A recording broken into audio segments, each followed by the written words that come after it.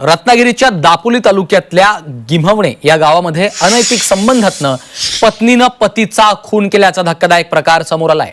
प्रेमाच्या आड येणाऱ्या पतीचा प्रियकराच्या मदतीनं पत्नीनं खून केल्याप्रकरणी पोलिसांनी प्रियकर आणि पत्नीला अटक केली आहे। खून केल्यानंतर पत्नी नेहानं प्रियकर मंगेश याच्या मदतीनं पती निलेश यांचा मृतदेह पालगड पाटील वाडी या परिसरातल्या विहिरीत फेकून दिला होता।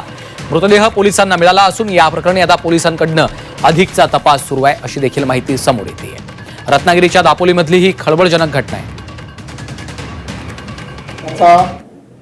तिच्या मित्राच्या मदतीने अनैतिक संबंधाच्या कारणावरून खून करून त्या नापत्ता व्यक्ती जे आहेत निलेश दत्ताराम बाकर यांचा मृतदेह पालगड येथील एका विहिरीमध्ये त्याच्या कमरेला लोखंडी पाटा बांधून तिथे विहिरीत टाकून दिल्याबद्दलची कबुली दिली।